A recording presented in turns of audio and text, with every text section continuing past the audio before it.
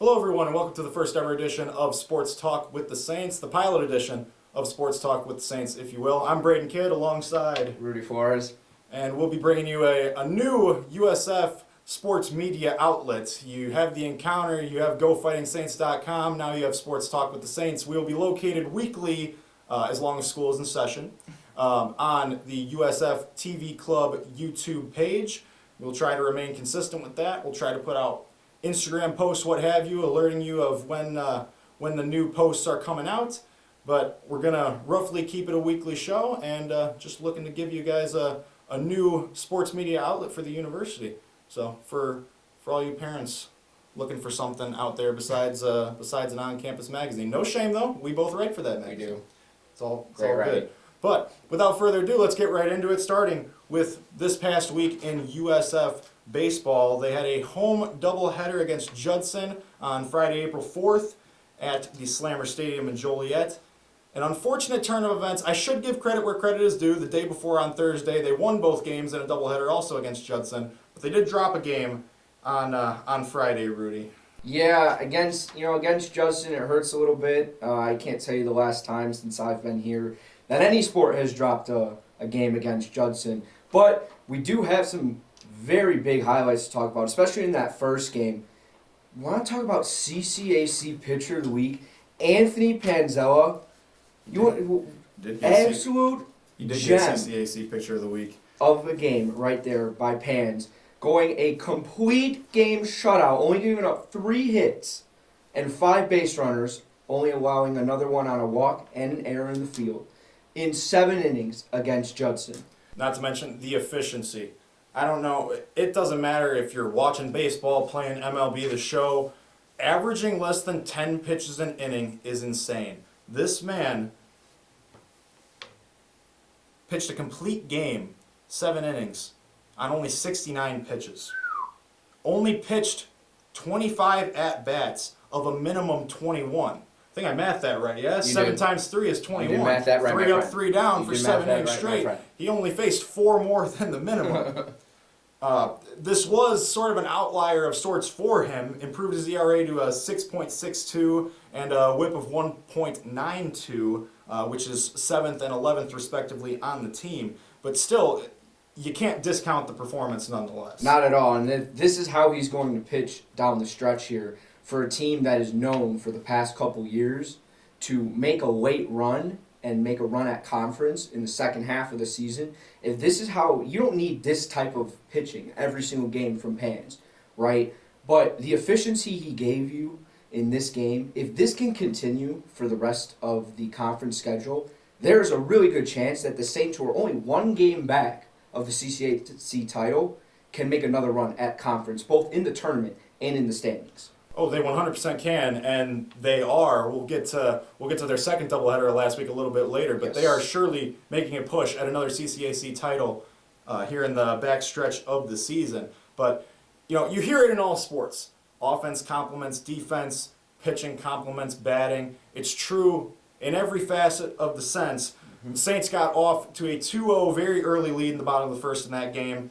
You got to imagine that Anzella was feeling pretty comfortable. Oh yeah, he had to have been. I mean, like you said, he went through 7 innings on 69 pitches. Absolutely. That's basically a Maddox at this point in college baseball, right? So only facing 25 at bats, he gives them a game 1 victory. At the very least, you would split that series, which they ended up doing. But for him to come out and give those guys a game like that, they could have only put up 1 run, and he still would have went out there and protected the lead. So absolutely amazing by Pans to put up this type of performance, especially when the Saints needed it here at this time.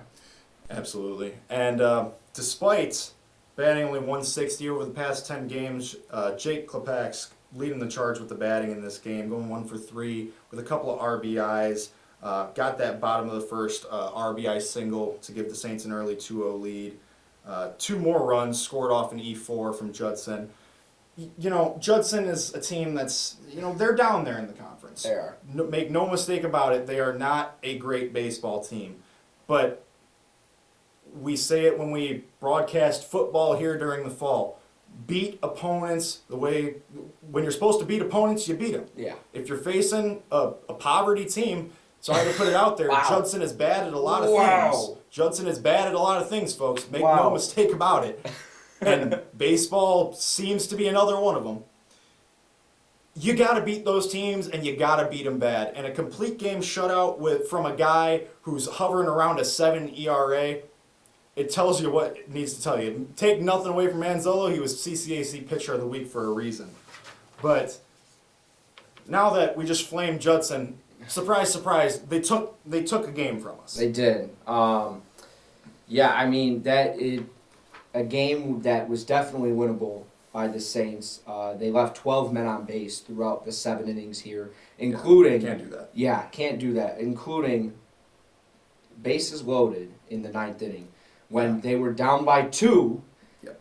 with 1 out, right? And both of their last outs by Alex Martinez and Drew Dance, 2 hitters who have been consistently on fire for the Saints, especially in these moments, right? Just, they both struck out. And I mean, you know what? It's bound to happen, and it's unfortunate that it happened at this time. Absolutely. You know, but again, these are the games that when you're looking at the standings at the end of the season, right? Whether we're tied for first place, even if you are in first place. I know where you're going. We're back 1 game now. Correct, right? These are the type of games that when you look back on them, you're like, man, we should have won those games.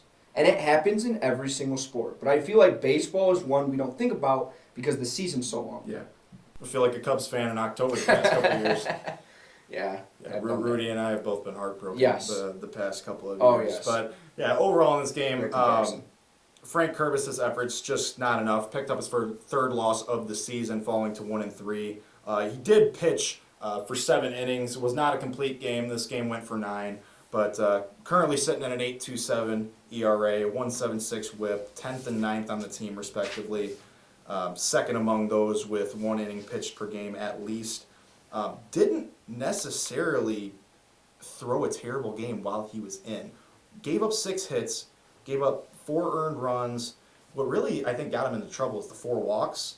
Yeah, walks and kill, just definitely. Didn't even run up the pitch count that high. 85 pitches on 7 innings is not that much by any means. No, not at all. Listen, man, I do not proclaim to be a entirely baseball aficionado. I'm a diehard Cubs fan. This man is a diehard Cubs fan and a diehard baseball fan. I am. He coaches, he umpires, correct? I do. So yeah, this I do this too is much. this is your area of expertise.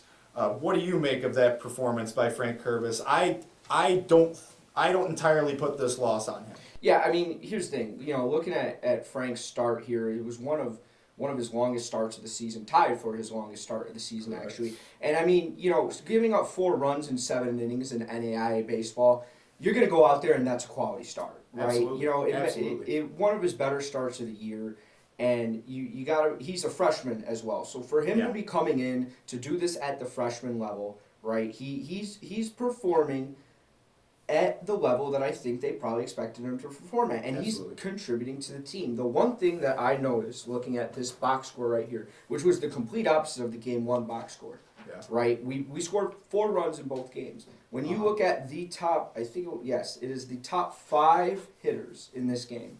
Mm-hmm. They had 2 hits combined, right? Yeah. It was the bottom of the order, the 6 through 9, that were providing the offense during this game. Right, and you just got to think they went. Let's see, if I do my math correctly, that is 3, 5, 9. Then I don't like doing math. 17, right? 2 for 17 in this game, and you only lost this game by 2 runs here, including the 12 on base that we stated before. You add 3 hits, you add 4 more hits. I guarantee you that's a win.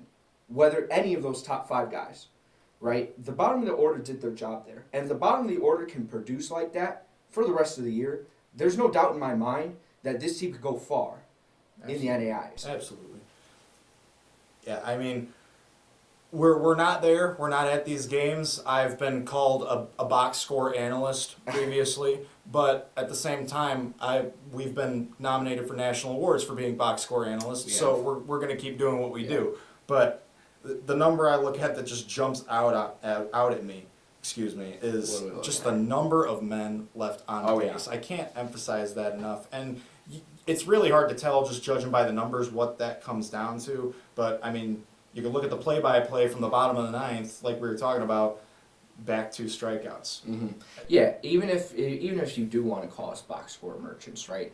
One number that doesn't lie in the box scores is left on base. Absolutely. Right? It doesn't matter how they got on base, but they were left on base. Yeah. That is one number that does not lie.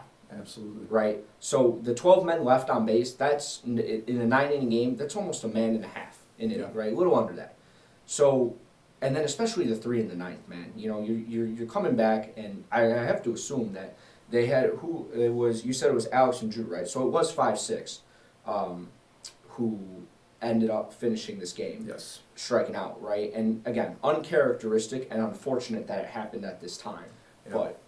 You know, you just hope that if these moments do come up again, that, you know, we don't have 12 men left on base to begin with, but also that we could, biggest thing in baseball that I always preach, right? You said I coach and all that, but biggest thing I always preach is no matter what, put the bat on the ball. Something's going to Absolutely. happen, right? You know, with a team who, let's see, they had 2 errors on the day, Yeah. right? Hit a ball hard, hit a ball somewhere, something's bound to happen, Yeah. right? Yeah, and it's, make no mistake about it, we're analyzing it as if these guys are professionals, but it's NAIA baseball. It is. Like you said, anything can happen. There are a lot of fielding errors in Oh, every yeah. single one of these games. These kids are young. They're playing baseball in the NAIA. It's bound to happen. These guys aren't perfect. But the Saints came back in a big way. Let me tell you. A loss to an opponent that you should not lose to fires a team up. And it fired USF up. They traveled to Davenport, Iowa on Tuesday the 8th, earlier this week, in an away doubleheader, and took both games in fairly convincing fashion against the number 2 team in the CCAC, St. Ambrose. Yeah, I mean, you know, looking at these box scores, right? First thing that jumped out to me for these guys, just on our, you know, we have our very broad box score just with the scores here. 26 hits in 2 games. Yeah. That will win you ball games. And they did that against the number 2 team in the Oh, yeah. conference.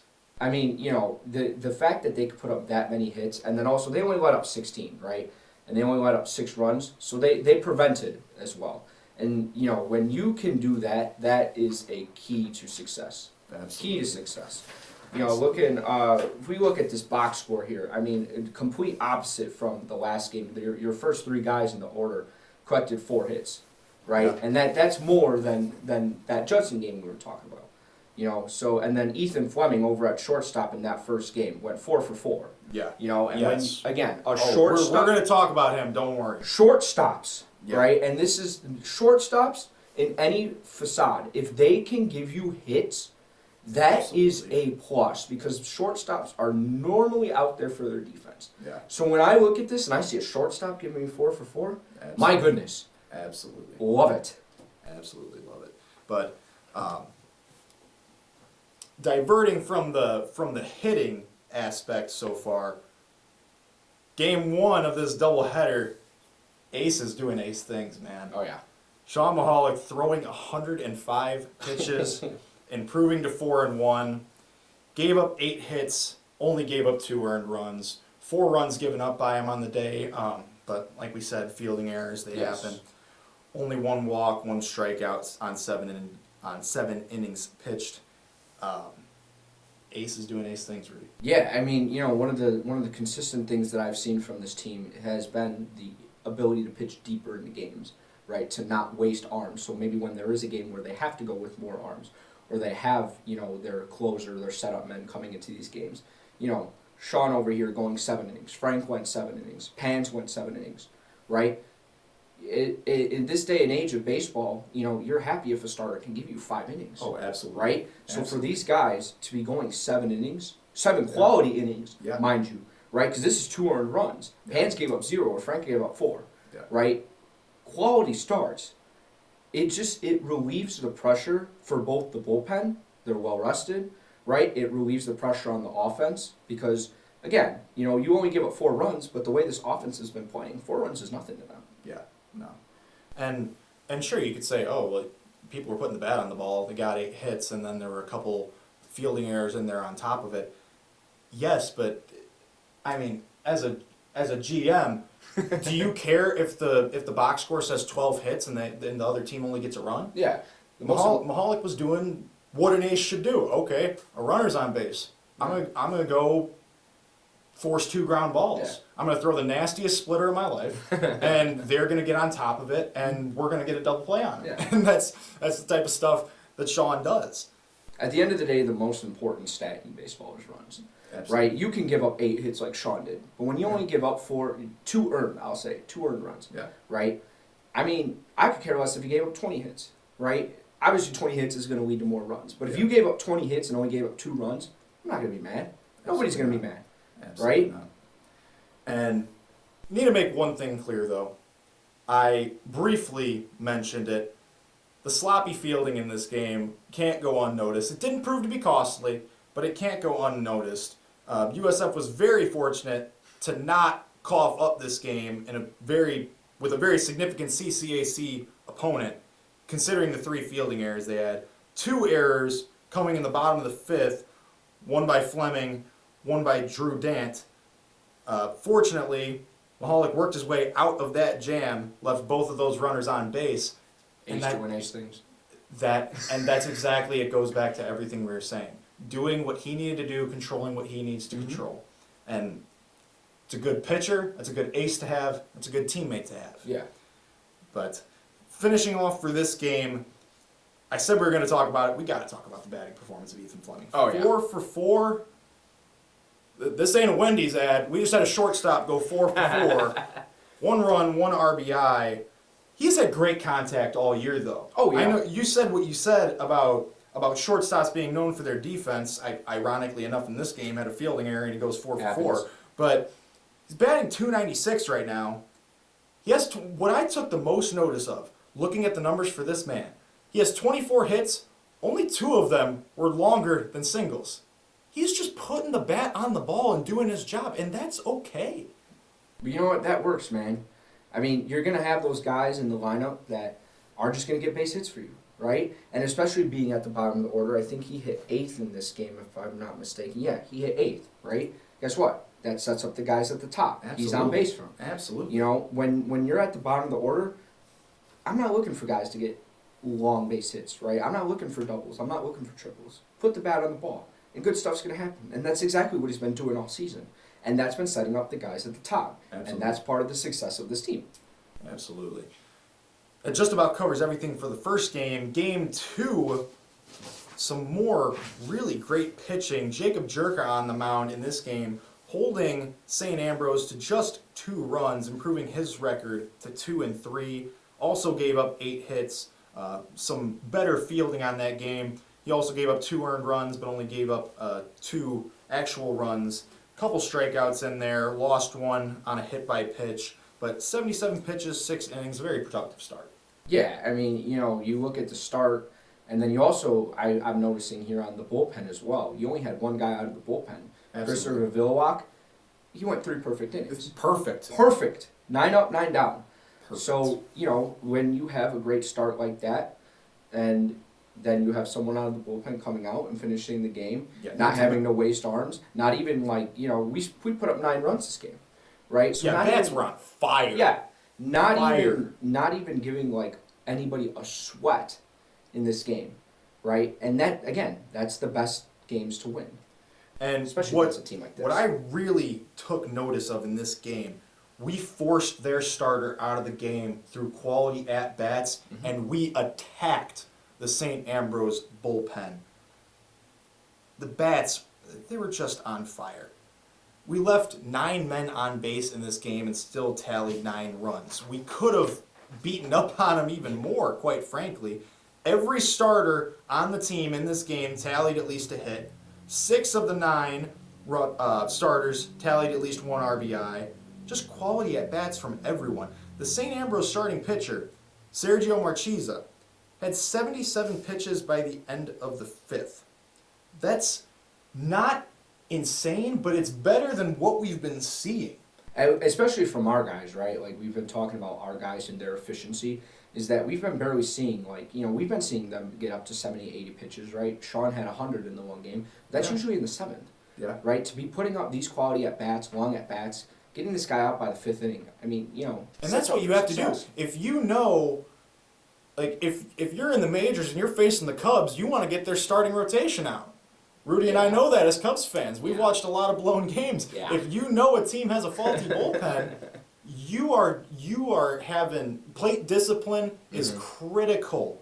And it was there in full form in this game, and USF took full advantage of a faulty St. Ambrose bullpen. Reliever Hayden Kingsbury, 5 hits given up, 4 earned runs given up, a walk given up, only a strikeout, 32 pitches, all in 1 inning. That is quality batting. Ouch. That is exposing faulty relievers on your from your opposition. And then he was relieved the next inning by Joe Evans, who also gave up 6 hits and 3 earned runs, threw the same amount of pitches across 3 innings. Yeah. So we didn't force the pitch count up as high, but still, you got 3 more Still got runs. hits. They were doing everything right in the batter's box. Yeah, you look across the starting 9, right, and every single player in the starting 9 had a hit. I don't know if did you mention that earlier? Yes. You did Yes. mention that, right? Again, biggest thing too is that the hitters 5 through 9, all the starters had 2 hits, Yeah. right? Every single one. Biggest thing I noticed as well looking at this is that 14 of the 16 hits were singles. Yeah. Playing small ball. It goes back to what you said, just putting the bat on the Mhm. ball. That's all it takes sometimes. Yeah. If you want to hit bloopers to left center, have at it. Mhm. That is how 16 hits, that's going to get you some Oh, yeah. runs. Oh yes. It's going to get you some runs. And the only thing I guess that's concerning about this is the 9 runners left on base, right? We Yeah. saw 12 in the Judson game. We saw 9 in this game. And yes, we did put up 9 runs right now. But again, later in the season, if you're playing the number 1, who's first? Is it St. X? it is St. It is Xavier. St. Xavier, right? You're playing St. Xavier later in the season, CCAC tournament. You leave Yeah. 9 runners on base, that Probably might not. not fly against them. Probably not winning. Right? Exactly. So they have to find ways to score these guys who get on base. Yeah. Right? And, playing devil's advocate, you got to find something to be Oh, critical yeah. of, even in a victory like that. That is all we got for USF baseball. We'll be right back with this past week in softball, or the past couple of weeks. We had some not so good weather here in Joliet this week. We'll be right back talking about USF softball. You're watching Sports Talk with the Saints.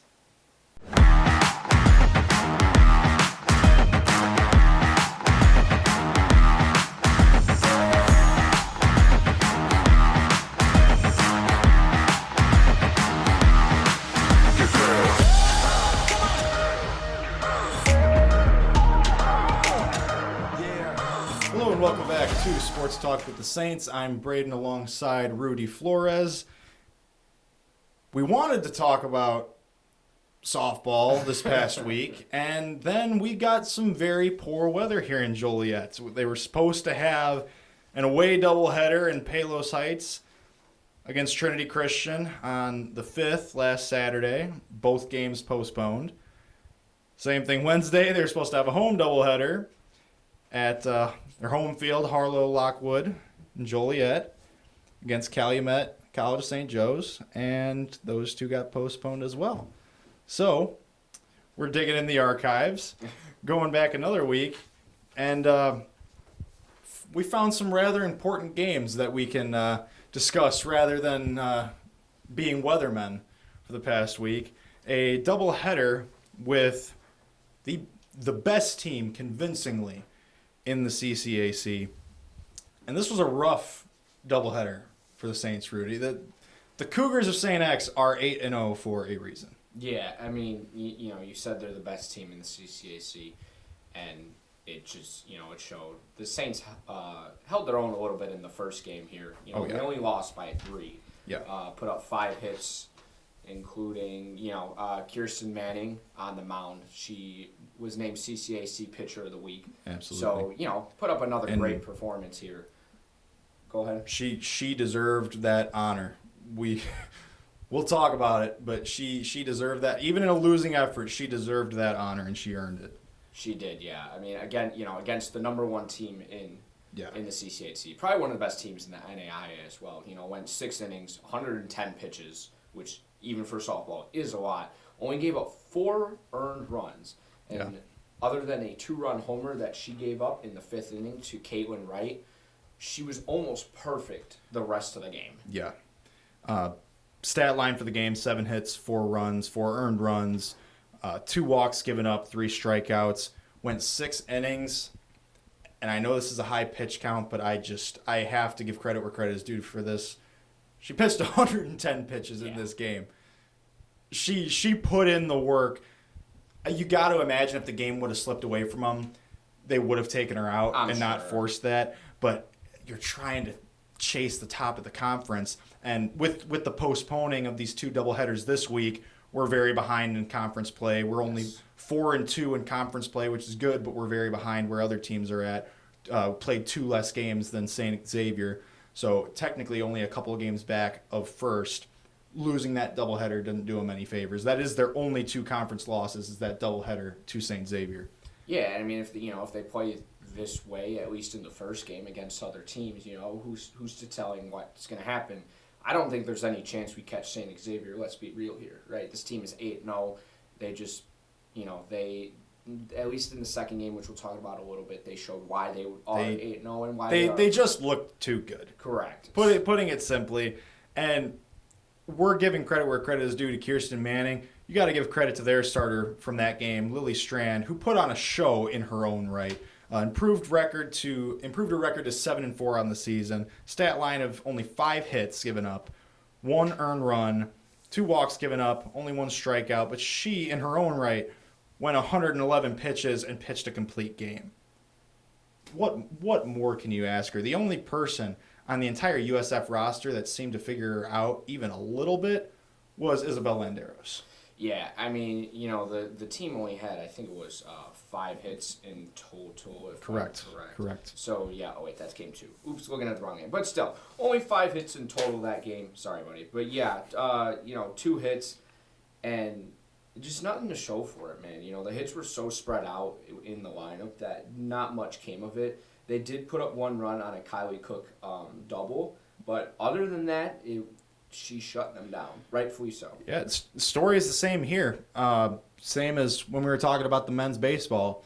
6 runners left on base throughout the game. In a 3-run game, those runners matter. And even though it wasn't coming from hits, they were finding ways to get on base. The pitcher doesn't just throw 111 pitches across that span of innings if you're not putting up semi-quality at-bats. It just ultimately they weren't able to capitalize on it. And that's just, I wouldn't even attribute that to the bats of USF. That was just a product of absolutely outstanding pitching by Lily Strand of St. Xavier. Overall, a valiant effort nonetheless from a USF team that I won't count them out. They're only a couple games back, and there's still plenty of CCAC play left to go. You don't have to have St. Xavier's number. You just have to have everyone else's in the conference. Everyone else in the conference's number. If you only lose to St. Xavier in the conference, you're going to be sitting pretty. So the second game, though, as I think you mentioned, Rudy, not nearly the same valiant effort. Certainly an off day on the mound for Emily Boyle. Fell to a 4-6 record. Gave up 8 hits, 7 earned runs, a walk, had a strikeout, but only went for 42 pitches across 2 innings. She just couldn't get the bats of St. Xavier figured out. Yeah, man. I mean, that's rough. Her record drops to 4-6, and these starts are always a mental. It's a mental. Now you gotta. I always gotta play devil's advocate. She is a sophomore, and she's facing a stacked team. This is a team whose number 3 pitcher in the rotation is a freshman with like a 3.06 ERA, if I'm not mistaken. 3.07, buddy. Sorry, I'm 100th of a run off. And hey, this is our Sports Saturday statistician. You know what? I gotta hand it to him. But yeah, just immediately gave up 4 runs in the bottom of the first. Our bats weren't getting it going regardless. So I brought it up with the men's baseball, offense complementing defense. That's exactly what happened for St. Xavier. They made us uncomfortable, and we were unable to handle that adversity. Excuse me. We were down 7-0 through 2 innings. The game was essentially over before it started. I don't want to be a Debbie Downer, but you go down 7-0 in 2 innings, you're not going and chasing your money line there. You're not about to go gamble on that. Especially when the pitcher you're facing, right, as you said, a freshman, She's 10-1 this season. She has the 3.07 ERA, Yes. which is crazy that it's third best on the team. Yeah. But her record 10-1, that speaks for itself. Over the course of the game, she only gave up 2 hits and only allowed 3 more base runners with the walks. Yeah, which you could attribute it when you get a very talented freshman that you haven't faced before. Stuff like that could happen. This is the first time that the USF softball team has ever seen Peyton Antkowitz. If you ever watch this, I really hope I didn't butcher that too bad. I think it's okay. But we've never seen her before. So you really have nothing to fall back on. And if you have raw talent and you come in as a freshman, nobody has any film or prior knowledge on you whatsoever, stuff like that can happen. And she took full advantage. Like you said, only 2 runners on base, period. We had more errors in the game than hits. Yeah, that's I mean, I can't display how much I despise errors because it's just they're bound to happen, but just in this game I guess it's okay because it's just stuff piling onto each other though. You fall down early. You want to try to build some sort of momentum, make a game of it, and you just essentially, it's hard to say, but they just couldn't do anything right in this game. Yeah, and I mean, and games like that are going to happen. Yeah, the opposite of what we said with the baseball team, right, where our starters were giving us 6 solid, 7 solid, right? Yeah. Especially too when your starter goes out after 2 innings, right? Rightfully so, she did give up 7 runs. It's hard to rally behind that when you see your starter get shelled like that. Yeah. And then, on the contrary, Peyton on the other side for St. X, right, was just absolutely dicing through our bats, right? Yeah, It's just hard to build momentum. And then, and then the errors happen and it's just you're digging a deeper and deeper and deeper hole. Yeah, pitched a complete game on just 80 pitches. Yeah. And this is going back to what I was going to bring up, why Kirsten Manning is so deserving of that pitcher of the week. 2 hours, this is a doubleheader. This game happened right after the game that they lost, was it 4-1? Yeah, it was 4-1. Kirsten Manning came back out of the pen to relieve Emily Boyle in this game, pitched 25 more pitches after she had just pitched 110 like an hour ago. That's She came out and pitched 25 more. She pitched 135 times that day. Yeah, as a former baseball player, right, and a guy who has been around baseball his whole life, I can't fathom the softball players who do these things, right? Who pitch 120 pitches a game. Yeah. And then they come back literally either that night or the next day and they'll pitch another 25 or the next day they'll pitch another start. Right, and as a baseball player, it just doesn't compute in my mind how you could throw that many pitches and then not have to ice your arm because it feels like it's going to fall off. But absolutely. Kudos to her for even in this lost game, right? She probably didn't have to come back in, right? No. This game again, 7-0 after the second inning. She didn't need to come back in this game. That's all passion. But she did. That's all passion, right correct. It is all passion, and it's the reason why she wants to see pitcher of the week. 2 here at USF in this past week, by the way. Yes. So we did sweep that both on baseball and softball. Just like to point that out. And this was Kirsten's second pitcher of the week on the year, mind you. She has done her thing this season. And you just love to see that. Your teammate has a poor outing. You're tired as can be. And you come out and rally behind her. I've had the privilege of getting to do an interview with Emily for our newspaper, and she is nice as can be. Oh yeah. She is a great teammate. This is just a step. This is just a bump in the road for her. She's going, like I said, she's going to be more than fine. But you like to see that rallying, and that's why this program has been so successful over the years. That's why we constantly see them in CCAC championships. Yes.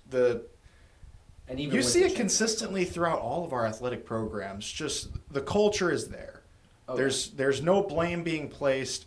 Dave Lucchetta, you are doing some good jobs hiring these coaches. They are building great cultures, and we love to see it. Despite a doubleheader loss, that's their 2 only losses in the CCAC so far. I think they're more than fine. It ain't time to count them out yet. No, never count out the Saints.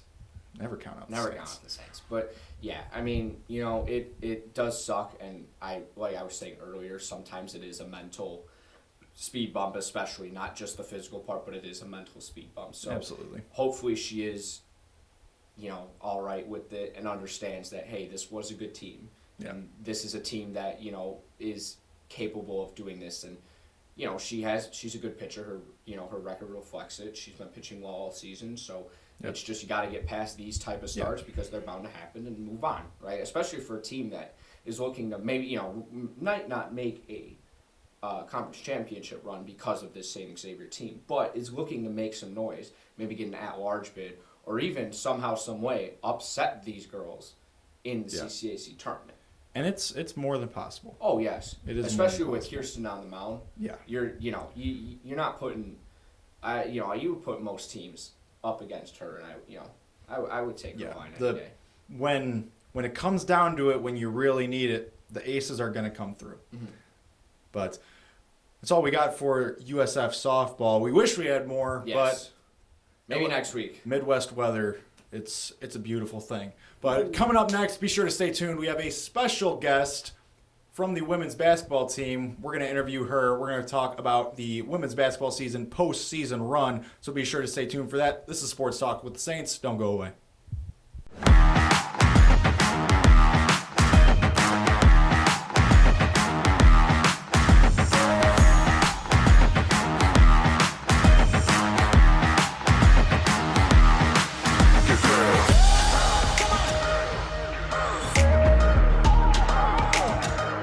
Welcome back to Sports Talk with the Saints. I'm your co-host Rudy Flores, and today we have a special interview with. Lorelei Thormeyer. So, Lorelei, the Illinois Basketball Coaches Association just recently announced your coach, John McGinty, as the NAIA Co-Coach of the Year. I know how much you guys love him as a coach. Can you tell us just how happy you guys were for him to hear the news that he was named Coach of the Year in the NAIA? Yeah, so I actually saw the news on Instagram last night. So I sent him a text, I congrats coach, and he honestly gave all of us the flowers when it comes to it. He's like, I couldn't have done this without you guys, and he ended it with, I can't wait to cut down some nets next year, so that should be pretty fun to do. We're really looking forward to get started. We started postseason last week, so we're already getting back into it 3 weeks out of the national tournament.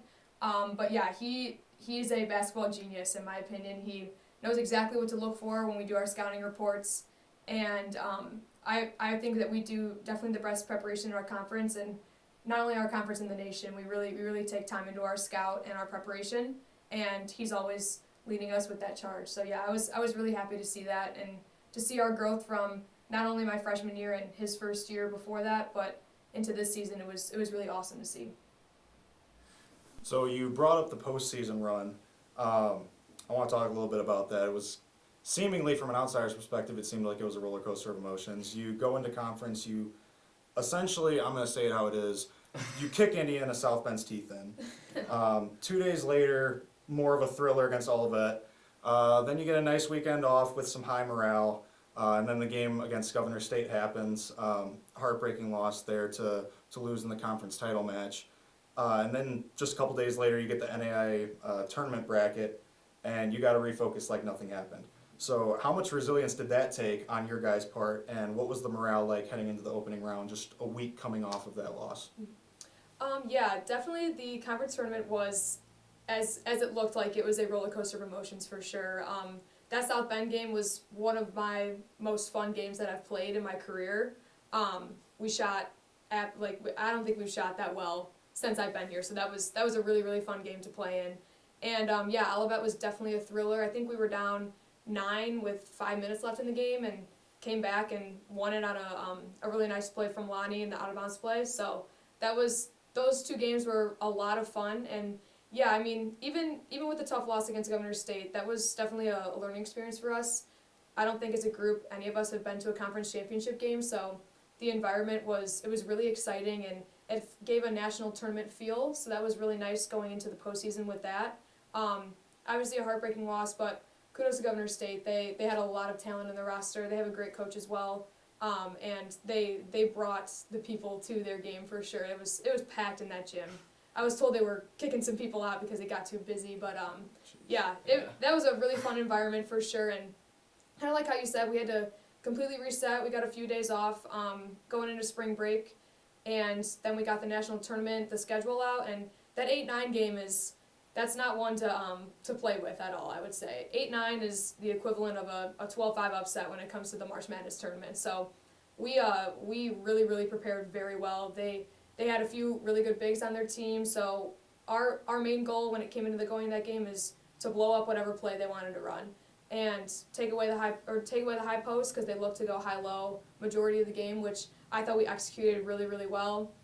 We had a really big game from Lonnie as well, and Abby Shepard hit a bunch of threes, and Takara doing what Takara does. I mean, that really helps us for sure.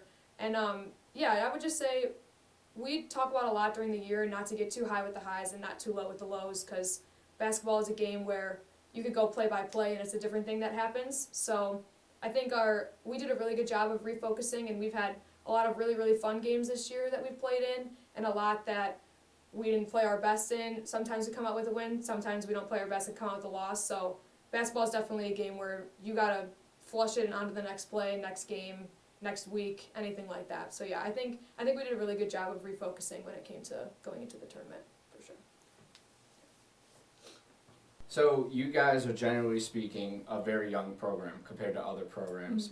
You only had 4 seniors this year and 1 grad student who will be leaving. So you guys aren't losing too many people.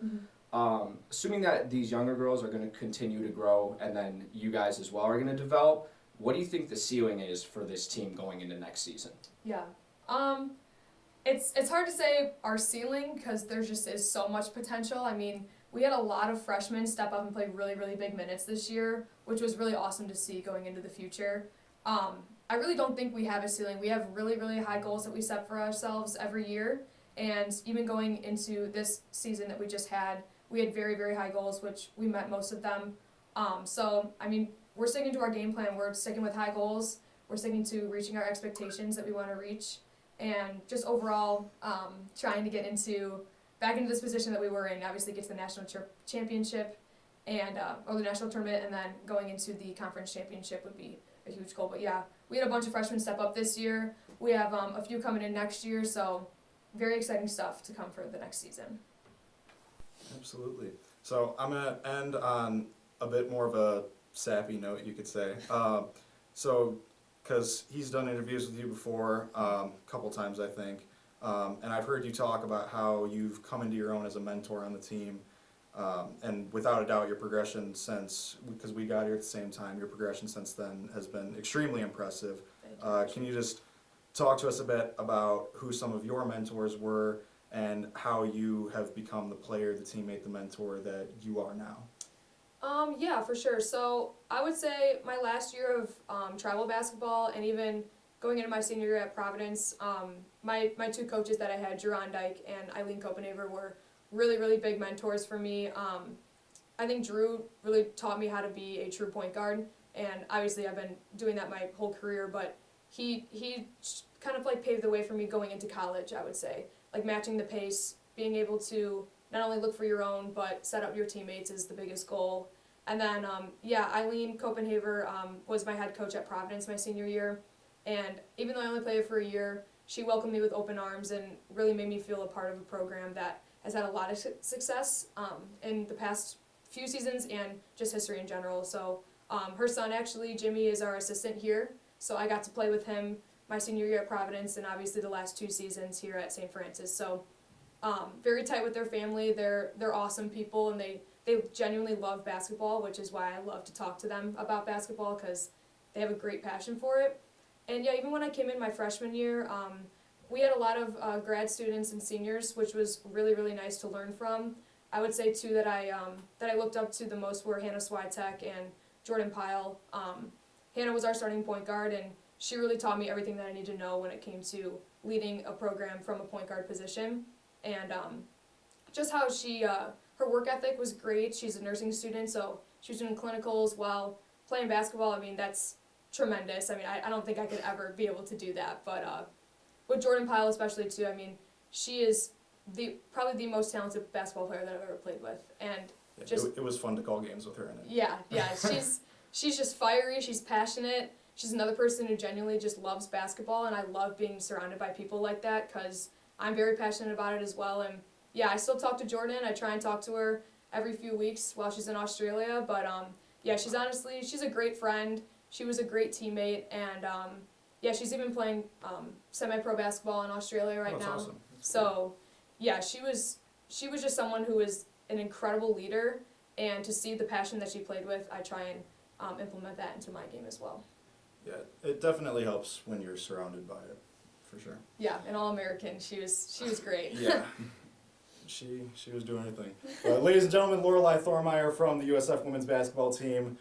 We will be right back on Sports Talk with the Saints.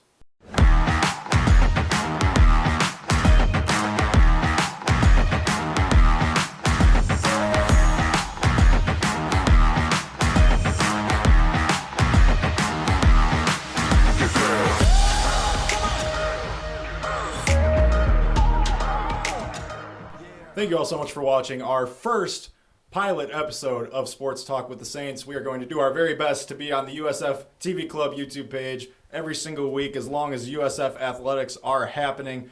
But for now, I'm Braden Kidd. And Rudy Flores. We'll see you next time.